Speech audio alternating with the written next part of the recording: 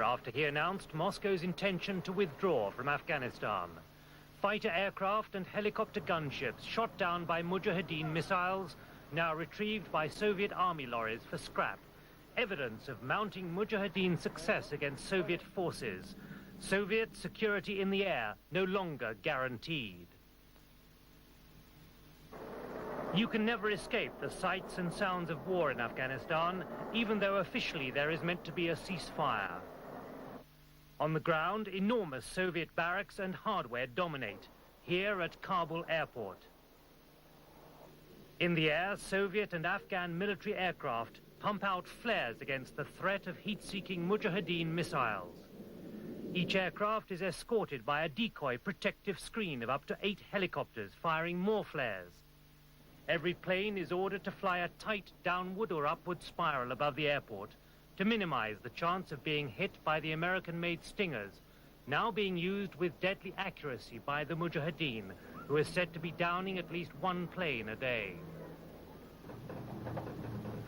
The Soviet convoys rumbling through Kabul en route from Uzbekistan to the garrisons in Kandahar and Jalalabad underline the enormous Soviet military and civil presence throughout the country.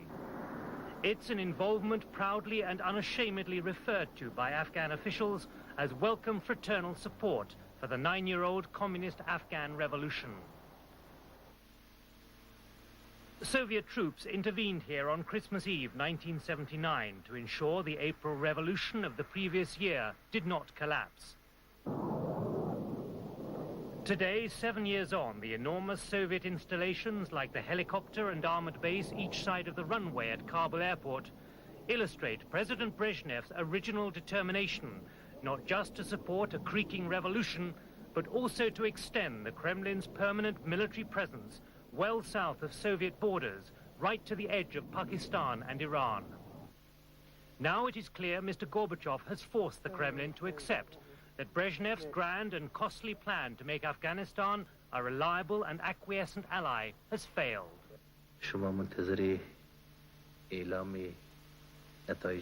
In Kabul this week, the Afghan leader, Dr. Najib, told me that Afghanistan had now presented to the United Nations-sponsored talks in Geneva what he called a new concrete time frame for Soviet withdrawal, although he refused to break the confidentiality of the talks to give precise details. Within a very short possible time, in a shorter period of time, the possibility for the return of the limited military contingent of the Soviet Union is possible, and the possibilities are existing in this connection. This time next year, Dr. Najib, would you expect a large number of Soviet troops to have been withdrawn from Afghanistan? Within a very short period of time, this will be possible, and this will take place. After intensive diplomatic activity in recent weeks between Moscow and Pakistan, withdrawal itself is now seen as less of an issue. What now concerns Moscow is how to disengage with honor and securing a whole range of guarantees on what happens to Afghanistan and Soviet interests here after the Red Army leaves.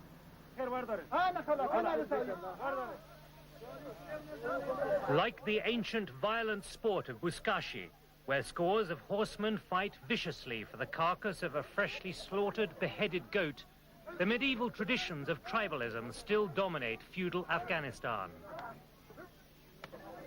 Despite the revolution, Afghanistan remains a backward country of 10 tribes, 100 clans, and 20 languages, where the blood feud and bloody revenge, not a round-the-table discussion, are the accepted, well-tried ways to settle old scores. Moscow fears its military withdrawal will create open season for a terrible bloodbath of revenge against tens of thousands of Afghans who've loyally performed the Kremlin's wishes here. These horsemen are Tajik and Uzbek tribesmen who work as policemen for the Interior Ministry, which along with the secret police guarantee the security of Dr. Najib's government. It's a loyalty valued and rewarded here by this senior Afghan officer. Yet sources believe the lives of functionaries like these will depend on guarantees sought by Afghanistan and the Soviets in Geneva, both for their safety and what Dr. Najib calls no foreign political interference in Afghanistan. interference which could incite revenge the moment Soviet troops leave.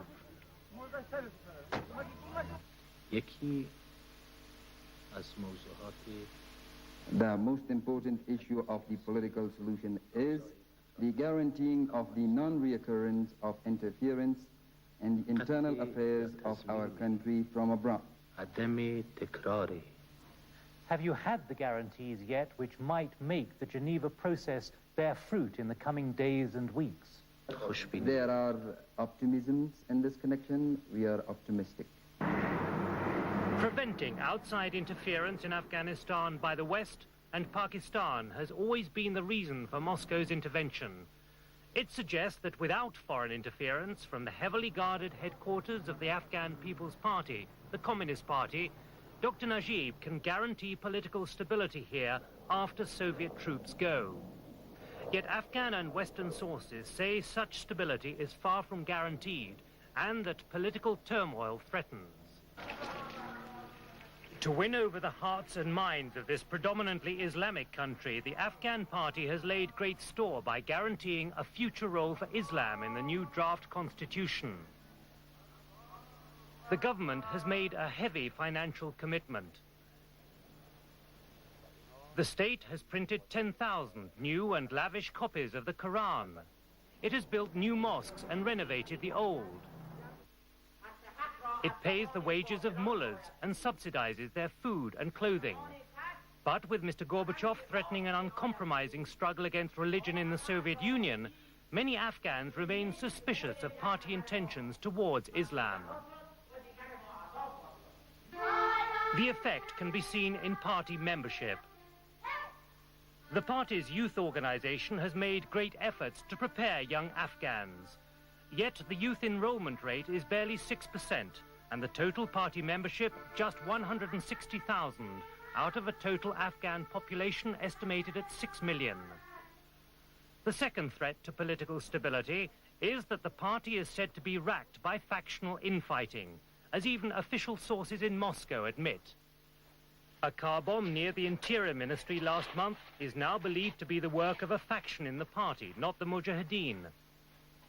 Babrak Kamal, removed last year as party leader, is still said to command loyalty from 3/4 of the party. For the moment, it's said Dr. Najib's tenure as leader is only guaranteed by support from the secret police, which he headed until last year, and by support from Moscow. There are also doubts about the loyalty and reliability of the much smaller Afghan army after the political and military disciplines imposed by the Red Army have gone. We visited the barracks of the Afghans' 15th Armored Regiment outside Kabul, the crack regiment which spearheaded the revolution in 1978.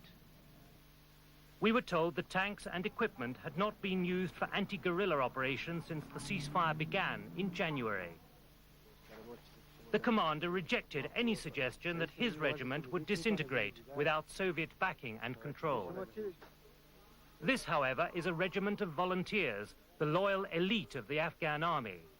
It's the loyalty of tens of thousands of conscripts and their tribal affiliations, which Western observers point to when judging whether the Afghan army can replace the anti-subversion role of the Soviet forces.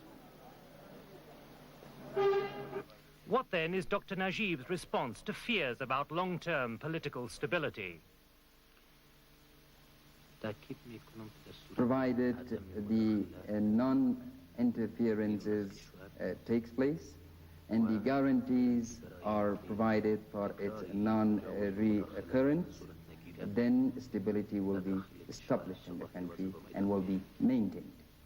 Can we imagine you as the Afghan leader sitting here at this table with the guerrillas that you've been fighting?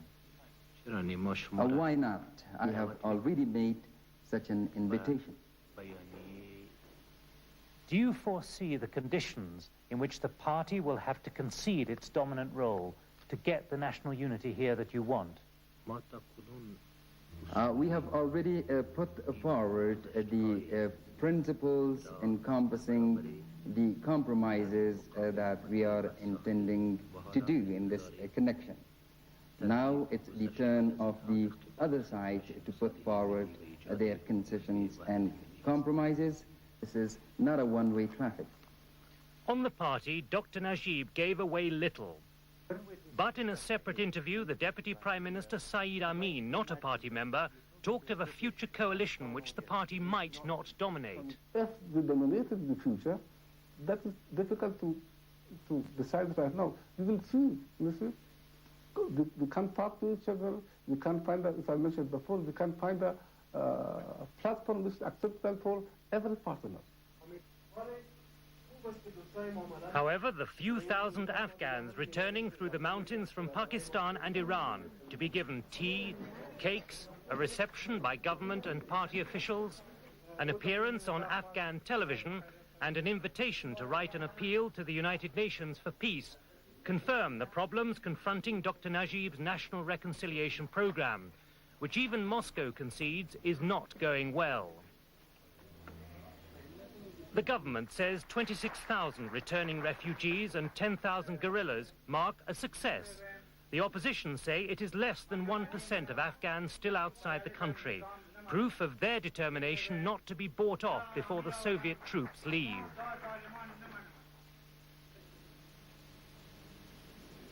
Meanwhile, the killing, the ambushes, the armed assaults, the rocketing, the bombardments and the bomb attacks continue. No one knows how many have died in Afghanistan or the current death rate. Neither the Soviets nor the Afghans have ever revealed their figures. Only the thousands of bodies in Martyrs Cemetery on this hill above Kabul give an idea of the numbers who've died in 7 years of war. All of them, like this soldier, commemorated as martyrs of the revolution. Party and government officials, policemen and civilians, their bodies brought from all parts of Afghanistan to be buried at government expense. In official circles and on the streets, there is here a mood of cautious optimism that the end of the war is at last in sight. But many more are likely to die before a binding end to hostilities and the Soviet withdrawal are finally agreed. Nick Gowing, ITN, in Kabul.